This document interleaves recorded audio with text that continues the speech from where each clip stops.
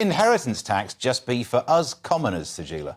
So, obviously, when someone dies, there's always the issues around the will and, like, you know, who's going to get the inheritance. And obviously, the king now is going to be inheriting a princely sum, which is now a kingly sum from his mother.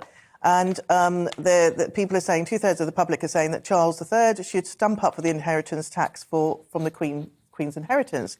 And the Queen agreed to pay income tax and capital gains tax back in 1993, but any sovereign-to-sovereign bequests are apparently exempt from an inheritance tax. And I swear I read last week that he'd already agreed to pay tax on this.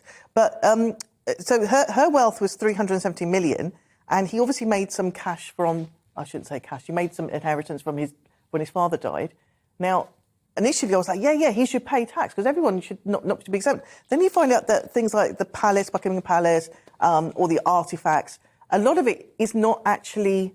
It's not the crowns. It doesn't belong to the monarch. It belongs, like, what they do is like. So that's going to bring the bill down. Huh? Yeah. That's going to bring the down. Yeah, but sell Buckingham Palace to pay this bill. No, but he doesn't technically own it. So the money that's raised from these things pay for their monarch official duties. So I do still think he, as a gesture of given that he has raised the issue around cost of living, perhaps and the fact that he's streaming down the royal family and having a smaller what is it called? The thing they're having next year. Butler. The crowning. Coronation. The coronation, the coronation. 3 foot yeah, high. I am feverish now. The coronation next year. He should actually say, look, here, a fair cop, I'm going to give you, and it's going to be a lot of money. What is it? 148 million of that is going to be taxed. Leo, this is just on his private wealth. And what does he need private wealth for? Exactly. He's pretty much getting his stuff covered. And the overall wealth is actually estimated to be around £24 billion. So this is a lot of moolah that we could do with right now. You know, not to sound all socialist about it. But yeah, I mean, I think this is one of these things. It's like, why is he exempt? You know, they have this. They say, oh, but he needs the money for. Everybody needs the money. That's not an excuse. Oh, we need the money to pay for things. That's what money's for. I'm not justifying. Like, anybody needs to bequeath the money. Apparently, there's some sort of sovereign-to-sovereign bequest that is exempt from tax. It's like, well, can I be a sovereign?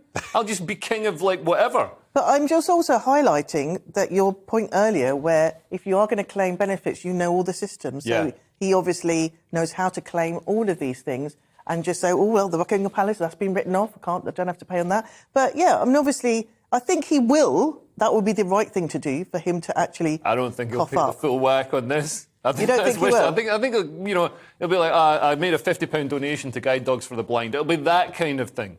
But also, I would like to know where the money, because the Queen gave money for a certain member of the royal family who had to pay his way out of a pickle. Prince Andrew.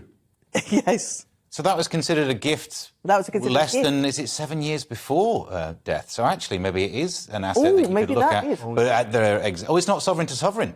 So actually, maybe that would be. Was he a sovereign then, though? Because he hadn't been excommunicated from the royal family. I think sovereign's just for the one at the top. No, just for the one below, really? Isn't it? Yeah. Really? It's just the line in the throat. So it'd be William and maybe even George, but nobody else. Right. I think more Googling's going to happen to find out that.